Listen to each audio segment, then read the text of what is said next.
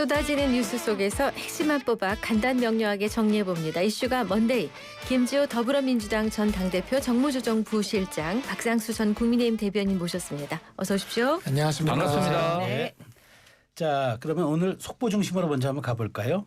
조금 전 나온 소식인데 이재명 대통령의 선거법 파기환송심을 맡은 서울고등법원이 오늘 18일로 예정된 이 대통령의 재판을 헌법 84조, 즉 직무가 진행될 때는 외환과 내란의 죄를 범하지 않고는 소추되지 아니한다라는 이 조항에 따라 연기한다고 오전에 발표했습니다. 이렇게 되면 사실상 이제 임기 내 재판은 없는 거라고 봐야 되겠죠. 네, 아무래도 서울고등법원이 갖고 있는 위치도 있고 그러다 보니까 아마 이것이 나머지 재판들에도 적용되지 않을까. 나머지에도. 예, 이제 그렇게 좀 보이고요. 뭐 어쨌든 사법부가 판단을 하긴 한 거지만 이 판단에 대한 역사적인 판단은 사법부가 온전히 부담을 해야 될 것 같다라는 생각이 들고 벌써부터 뭐 인터넷상에서는 이제 바람이 불기도 전에 누웠다.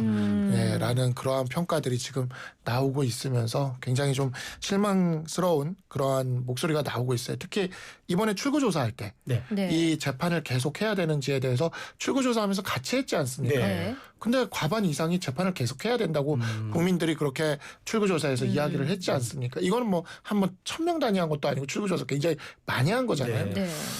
그런데도 이러한 결과가 나왔다라는 것에 대해서 법원은 조금 앞으로 어쩔 수 없이 비판을 받을 것이고 역사적인 평가를 받을 거라고 생각합니다.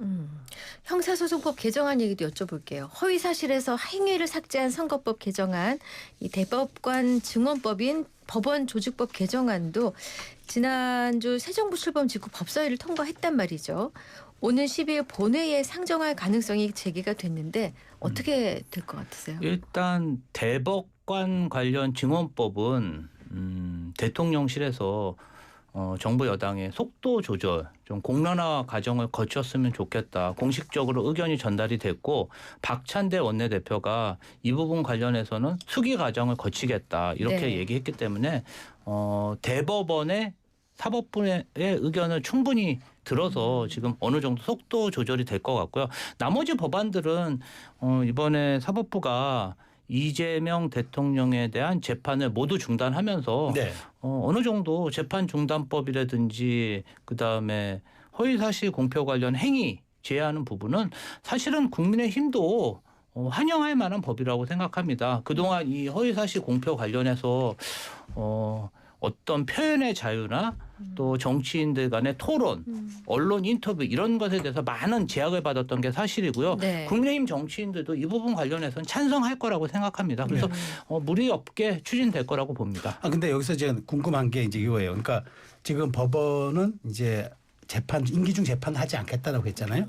근데 이제 형사법 개정안 같은 경우는 이제 여기에 그 말하자면 행위 부분을 삭제해가지고 이제 공직선거법인가? 네, 그렇죠. 형사소송법 개정안에 대해서 그럼 굳이 법원은 재판을 진행을 안 하기로 했는데 그럼 이 법안까지 추진할 그럴 필요가 있느냐라는 지적에 대해서는 어떻게 보세요? 일단은 이거 관련해가지고 헌법에 적혀 있는 대로 하면 되는데 자꾸 정치 공세가 일어나고 또 이런 작은 일도 논란이 있다 보면은 국정이 혼란스럽지 않겠습니까? 그래서 이 부분은 좀 법률적으로 깔끔하게 매듭이 지어져야 나중에 좀 뒷말이 없을 것 같습니다. 그건 어떻게 보세요? 이거는 사실 노림수가 있는 건데요. 그 형사소송법 개정안을 보면 저는 이제 민주당에서 이 법안 만들 때 이 부분에 있어서만큼 정말 꼼꼼하게 하고 있는 것 같아요. 형사소송법 개정안에 보면 다른 재판은 대통령 재임 기간 중은 못 하는데 무죄 또는 면소 판결을 내리는 경우에는 할 수 있도록 돼 있어요. 그래서 이 공직선거법 개정을 통해서 면소 판결의 대상으로 만들고 범죄가 아닌 것이 되도록 해서 면소 판결의 대상으로 만들고 종국적으로 면소 판결로 이재명 정부 내에 끝내려는 겁니다. 면소 판결로 아예. 그렇게 하게 되면 나중에 그것이 이제 다시 재판이 될 가능성이 아예 사라지는 거니까. 아니 그걸 여쭤보려고 했거든요. 임기 중에 재판 중지돼도 퇴임하면 재판이 다시 이루어질 수 있는 거 네, 아닌가라고 맞아요. 여쭤볼 네. 참이었는데 그걸 바로 차단했다. 그걸 차단하는 거죠. 그래서 아. 굉장히 꼼꼼합니다. 이게 지금 보면은 뒤에 아마 또 다뤄지긴 할 텐데 그 이재명 대통령의 변호인이었던 이승엽 헌법재판관 후보자가 들어가는 것도 의심이 되는 지점이 이 법안에 이런 것들이 제대로 이루어지거나 뭐 지금은 거부권도 없기 때문에 뭐 통과될 것 같기는 한데 최종적으로 만약에 뭐 막힌다고 하더라도 위헌을 받아도 또 면소 판결을 받을 수가 있거든요. 근데 그런다고 했을 때 헌법재판소에 자신의 변호인을 또 이렇게 재판관 중에 한 명으로 넣어버리면 이러한 것들이 다 연결이 되는 구조가 돼서 결국에는 이재명 정부 내에 면소 판결을 받도록 하는 큰 어떤 목표 아래 진행되는 것 같이 보인다.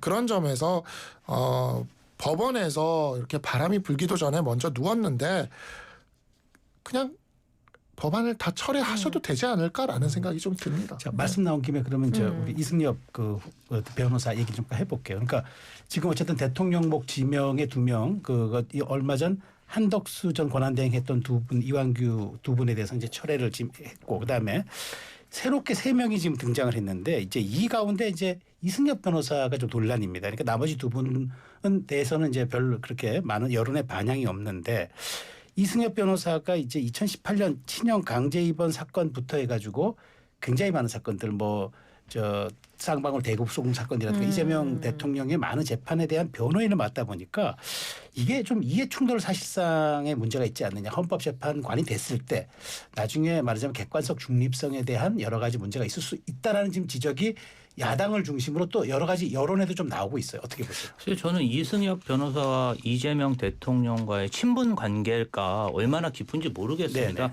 제가 알고 있기로는 조희대 대법원장이나 이완규 법제처장처럼 윤석열 대통령과 친구 사이는 아닌 걸로 알고 있습니다. 그리고 어떤 거대한 법무법인의 대표 변호사라고 알고 있는데 그 법무법인이 이재명 대통령을 변호했다는 이유로 헌법재판관이 되지 말아야 된다는 주장은 조금 과하지 않나 이런 생각이 들어요. 물론 야권에서 이러한 부분에 대해서 꼼꼼히 검증하고 문제 제기하는 건 좋지만 윤석열 대통령은 자기 친구를 대법관에 임명하고 이런 게 더 문제 아닐까요? 사실 헌법재판관들은 어떤 위헌 여부는 따지지만 실제적인 재판 뭐 형사소송법이나 민사소송에 관한 재판을 임하는 건 아니잖아요. 그래서 이 부분 관련해서는 인사청문회 때 잘 다뤄지지 않을까 그렇게 생각합니다. 근데 이 부분은 지금 야권에서 집중적으로 좀 공약을 하는 모양새입니다.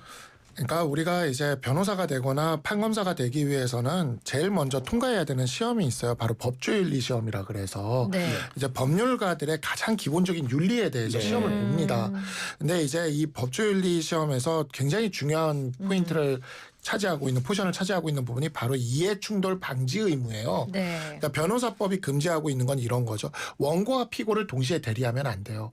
그러니까 이런 식으로 양쪽 당사자를 동시에 대리하게 되면 한쪽에 대해서 한쪽과 양쪽의 그 이해가 서로 충돌되는 네. 일이 벌어지지 않습니까?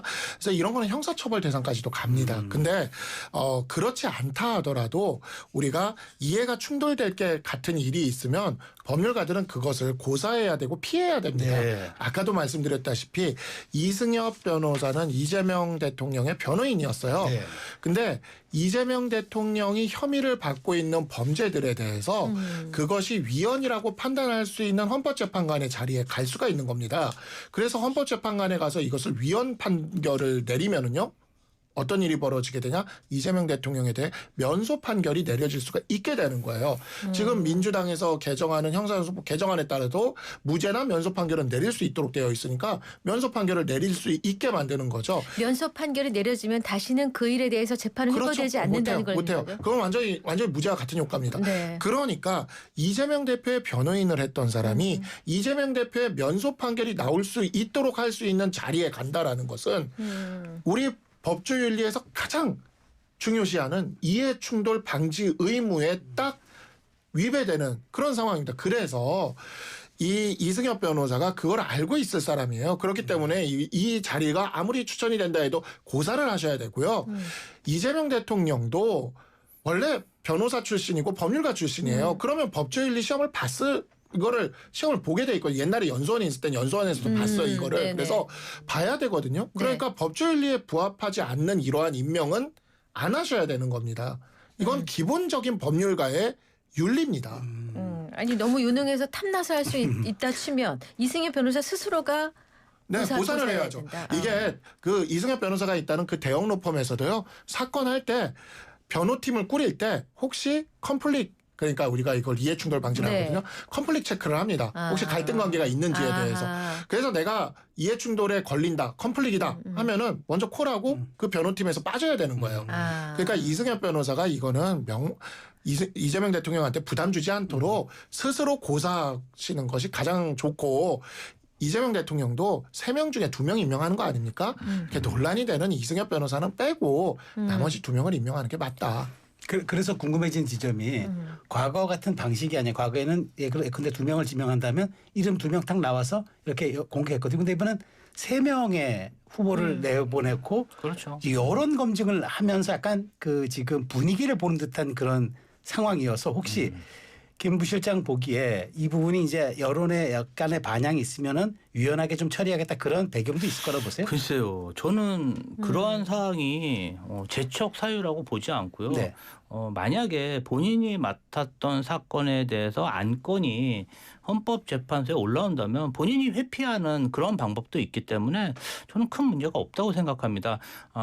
우려하시는 부분도 일견 타당한 부분이 있어서 헌법재판관 인사청문회 때 그 부분에 대해서 야당 인사위원들이 집중적으로 문제 제기할 것이고 거기서 답변을 들으시면 될 것 같습니다. 네. 네. 자, 이재명 정부 출범 2주차 대통령실 수석급 인선이 이루어지고 있습니다. 7명 가운데 5명의 인선이 마무리가 됐네요. 자, 두 분의 총평을 좀 들어볼까요?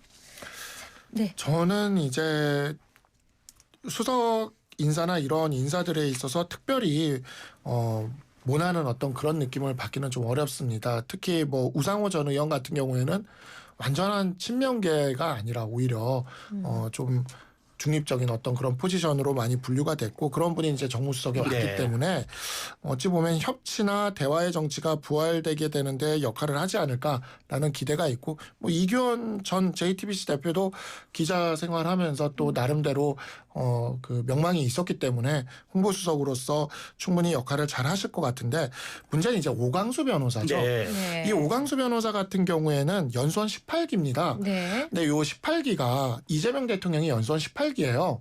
그리고 우리 법조계에서 약간 이 기수별로 스타 기수가 있어요. 그러니까 이제 많은 좀 이렇게 내로라는 사람들이 배출되는 그런 기수가 있는데 네. 연수원 18기가 사실 좀 그런 기수거든요. 그때 이제 인원도 많지가 않아서 연수원 18기들끼리 굉장히 돈독한 관계입니다. 그러니까 아까 법제처장 이완규 법제처장 이런 얘기를 했지만 이 오광수 변호사야말로 전형적인 아마 이재명 대통령도 뭐 나랑 관계없는 사이고 사적으로 모르는 사이다 이렇게 얘기하지 못할 거예요. 제가 연수원 18기들 굉장히 그 돈독한 것도 나름대로 네. 저도 아는데 그래서 오광수 변호사는 아마 그런 인적 관계도 고려가 된 것 같은데 무엇보다 이분은 특수통 에이스입니다. 네. 김영삼 대통령 차남 구속을 했고 네. 그다음에 그 특수통으로서 정말 그냥 일평생 검찰 특수통을 살아왔던 분이에요.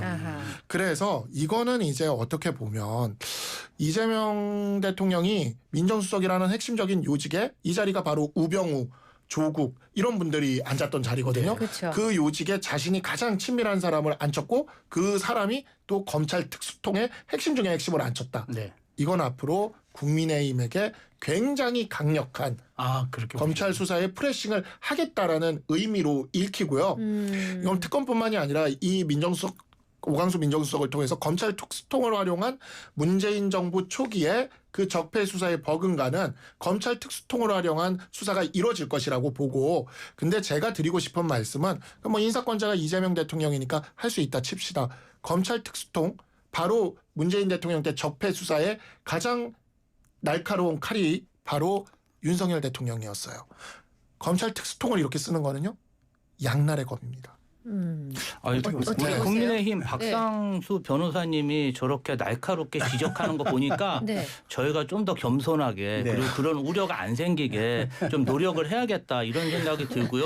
네. 아무래도 이 세 분 다 네. 물론 대단한 이력을 가지신 네. 분이지만 수석 네. 비서관도 네. 비서관에 불과합니다. 비서에 불과하다. 예, 좀 비서라는 것이 제일 중요한 게 대통령과 좀 신뢰관계가 돈독하고 편해야 되지 않겠습니까? 네. 그게 제일 중요해 보이고요. 오광수 변호사님 같은 경우는 그런 말도 있어요. 알아야 면장도 한다. 네. 이게 검찰도 잘 모르면서 음. 검찰 개혁을 한다는 것 자체가 검찰 조직에 큰 해만 익혔다는 게 여태까지 역사였기 때문에 그래도 검사들도 누구에게 와서 하소연이라도 할 창구가 있어야 되지 않겠어요? 네. 세 번째로는 또 민정수석 혼자서 모든 일을 하는 게 아니고 이재명 정부는 수사 기소를 분리하는 네. 큰 입법 활동을 전제로 검찰 개혁을 추진하고 있습니다. 기소청을 만들겠다는 그럼요. 얘기죠. 그렇기 네. 때문에 국민의힘에서 우려할 만한 정치 보복 행위는 없다. 저는 단언할 수 있고요. 또 민정수석실 아래에 있는 비서관들도 굉장히 개혁적이고 훌륭한 인사들이 네. 많이 됐습니다. 그래서 큰 우려는 하실 필요가 없습니다. 정무수석의 우상호 전 의원님 임명되셨는데요. 이분은 사실은 2016년 박근혜 대통령 탄핵의 네. 1등 공신이자 우리 정부에서 국무총리를 맡으셔도 손색 없으실 만큼 네. 정말 전략적으로 뛰어나고 훌륭하신 분입니다. 어떻게 보면은 이렇게 수석으로 오셔서 어떤 이재명 정부 승부를 위해서 본인을 정말 다 걸었다 이렇게 볼 수 있을 것 같고요. 이규현 전 JTBC 대표님 같은 경우는 사실은 JTBC 중앙일보 내에도 네. 굉장히 개혁적인 성향 아니겠습니까? 네. 그간 홍보 소통 수석이 기업 대협력관 비슷한 그런 뭔가 좀 로비 활동에 특화된 분들이 많이 오셨었는데요. 아주 개혁적인 분이 잘 됐다. 저는 그렇게 생각합니다. 알겠습니다. 그렇군요. 자, 예. 그러면 다음 인사 한번 볼게요. 우리가 흔히 빅3로 얘기하는 김민 총리, 그다음에 대통령 비서실장, 정무수석, 김민석 총리 비롯해 강훈식 비서실장, 우상호 정무수석 이 세 분 이른바 빅3가 전부 기존의 정치권에서 내년 지방선거에 광역단체장을 나가실 거라고 다 예측이 분분했던 분들입니다. 김민석 총리 지명자는 서울시장, 강훈식 비서실장은 충남도지사, 우상호 정무수석은 강원도지사. 이렇게 얘기가 많았는데 어떻게 이 세 분이 공교롭게 아주 주요 직책에 가셨단 말이에요. 내년 지방선거를 염두에 둔 포석입니까? 아니면 이분들이 출마 의지를 접고 갔다고 봐야 됩니까? 이거는 이 세 분들의 정치 행로를 제가 예측하는 것 자체가 네. 참 실례이긴 한데 네. 제 개인적인 생각입니다. 김민석 총리하고 강훈식 비서실장은 내년 지방선거가 아니라 이재명 정권의 성공을 위해서 모든 기득권을 포기할 만한 저는 그런 분이라고 생각하고요. 그렇기 때문에 김민석 총리와 강훈식 비서실장이 1년도 안 하고 대통령실과 내각을 사퇴하고 지방선거에 출마한다. 이것은 제가 좀 예측하기는 어려운 변수인 것 같습니다. 상상도 할 수 없어요. 그럼요. 이분들은 정말 내 개인의 사사로운 정치적 이득이 아니라 이 민주 정권 그다음에 이재명 정권의 성공을 위해서 모든 걸 다 걸겠다. 그런 각오가 있으신 것 같고요.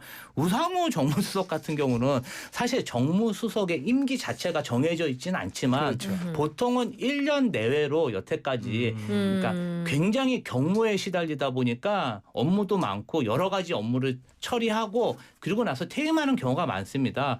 그럼에도 불구하고 정무수석에 오셨는데 7개월, 6개월 일하시다가 그만둔다고 하면 글쎄요. 광역단체장 경선이나 선거에서 유리한 고지를 차지할 수 있을까? 그런 의문은 좀 듭니다. 자, 그러면 이 세 분 세 자리가 그러면 김 부실장 말대로 다 비면은 이 자리를 노리는 지금 민주당에서 또 물밑 경쟁이 치열해지겠네요. 안 빈다니까요. 저는 그렇게 예상한다니까요. 저는 이분들이 정말 강훈식 비서실장 같은 경우는 현직 국회의원도 그만두셨어요. 근데 6, 7개월 만에 그만두고 가시는 건 근데 알겠습니다. 김민석 총리나 강훈식 비서실장이야 친명계니까 그렇다 치겠지만 우상호 정무수석은 생각은 좀 다를 수도 있지 않아요? 그렇죠. 그렇죠. 예. 근데 나중에 알게 되겠죠. 저는 그 예. 말씀 좀 드리고 예. 싶어요. 예. 우상호 정무수석이 비명계라고 하시는데 예. 지지난 대선에서 가장 이재명 후보를 도와줬던 게 우상호 정무수석이고 아, 그래요? 우상호 정무수석이 대변인이실 때 네. 이재명 대통령을 상금 부대변인으로 발탁해서 정치권에 아. 이끌어준 게 우상호 정무수석입니다. 아, 그렇군요. 그렇게 마시군요, 두 분. 관계는 예. 굉장히 좋습니다. 알겠습니다. 네.